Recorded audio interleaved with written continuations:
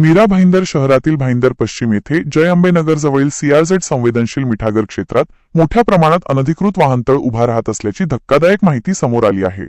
परवानगीशिवाय हजारो दुचाकी या परिसरात उभ्या केल्या जात आहेत आणि त्यामध्ये असलेल्या पेट्रोलमुळे कोणत्याही क्षणी भीषण दुर्घटना घडू शकते अशी गंभीर शक्यता नागरिकांकडून व्यक्त केली जात आहे। या संपूर्ण वाहनतळासाठी ना मीरा भाईंदर महानगरपालिकेची, ना साल्टपॅन विभागाची आणि ना राज्य शासनाची परवानगी घेण्यात आलेली आहे। सीआरझेड नियमांचे अशा प्रकारे उल्लंघन करणे हा दंडनीय गुन्हा आहे। तरीही हा व्यवसाय निर्धास्तपणे सुरू असल्याने प्रशासनाच्या भूमिकेवर प्रश्नचिन्ह निर्माण झाले आहे। यात अधिक धक्कादायक बाब म्हणजे गुगलवर हा व्यवसाय नरसिम्हा बाईक पे आणि पार्किंग या नावाने लिस्टेड असल्याचे दिसून आले आहे।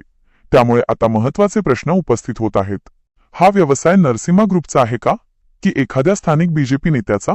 आणि परवानगीशिवाय सीआरझेड क्षेत्रात हा व्यवसाय कसा सुरू राहिला? या लिस्टिंगमुळे या अनधिकृत व्यवसायामागील खरी शक्ती कोणाची, हे शोधण्याची मागणी आता जोर धरू लागली आहे। नागरिकांनी अनेक वेळा तक्रारी केल्या तरीही प्रशासनाकडून आजतागायत कोणतीही ठोस कारवाई करण्यात आलेली नाही। त्यामुळे या सर्व प्रकाराला काही स्थानिक लोकप्रतिनिधींचा मौन पाठिंबा आहे का, असा संशयही व्यक्त केला जात आहे।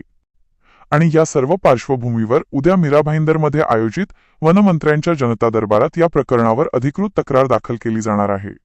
तक्रारीत स्पष्ट मागणी करण्यात येणार आहे। सीआरझेड मिठागर क्षेत्रातील अनधिकृत वाहनतळ तात्काळ बंद करावा, यामागील संबंधित व्यक्ती किंवा राजकीय गटांची चौकशी करावी, गुगल लिस्टिंग करणाऱ्यांची माहिती काढून जबाबदारी निश्चित करावी आणि सीआरझेड क्षेत्रात बदल करण्याचा प्रयत्न काहींच्या स्वार्थासाठी होत आहे का, याचीही सखोल चौकशी व्हावी अशी युवक काँग्रेसची मागणी आहे। मीरा भाईंदर शहरामध्ये भाईंदर वेस्ट या ठिकाणी सीआरझेड या क्षेत्रामध्ये असलेल्या सॉल्टपॅन जागेवरती गेल्या अनेक वर्षांपासून एक अनधिकृत वाहनतळ या ठिकाणी व्यवसाय चालवला जातो। यामधून लाखो रुपयाची उलाढाल होते, शासनाचा महसूल बुडतो, याचे पैसे कोणाच्या घशामध्ये जातात?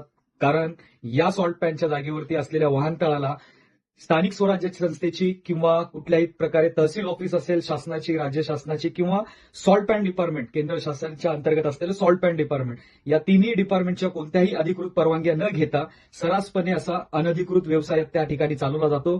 आताच मागे 2 दिवसापूर्वी दिल्ली येथे जी घटना घडली ती अत्यंत दुर्दैवी अशी घटना होती। तर त्याच धर्तीवरती मीरा भाईंदर शहरामध्ये भाईंदर वेस्ट या ठिकाणी सॉल्टपॅन जागेवरती जे अनधिकृतरित्या अशा हजारो गाड्यांचा जो पार्किंग वाहनतळ या ठिकाणी बसवलं जातं, त्या ठिकाणी त्या वाहनांमध्ये ज्वलनशील सारखे असे पदार्थ आहेत, पेट्रोल वगैरे असतात, मोठ्या संख्येने गाड्या पार्किंग असल्यामुळे एखादी जीवितहानी, मोठी दुर्घटनेची शक्यता आपण नाकारू शकत नाही।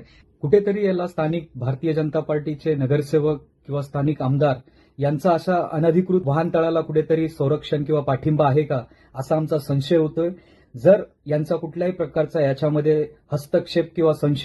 हस्तक्षेप किंवा यांचा सहभाग नसेल तर यांनी तात्काळ प्रशासनाला असे आदेश देण्यात यावे। वनमंत्र्यांचा उद्या जनता दरबार आहे, त्या जनता दरबारामध्ये यांनी जनतेच्या जीवाशी जे खेळणारे लोक आहेत, ज्या लोकांचा जीव धोक्यात आहेत, अशा वाहनतळावरती कठोर कारवाई करण्यात यावी व ते वाहनतळ त्या ठिकाणीची गाड्या सर्व तिथून क्लिअर करण्यात यावा, जेणेकरून कोणती मोठी अशी दुर्घटना घडणार नाही। आणि तिथले याला जबाबदार कोण आहे त्याची सखोल चौकशी झाली पाहिजे। तिथले स्थानिक नगरसेवक असतील, आमदार असतील, याची सर्वांची त्यांच्या कुणाचा त्याच्यामध्ये पाठबळ आहे का त्या अनधिकृत व्यवसाय चालवण्यामागे, हे सर्व आपण तपास केला पाहिजे आणि जो गुन्हेगार असेल, जे अनधिकृत असा व्यवसाय करत असतील त्यांच्यावरती कारवाई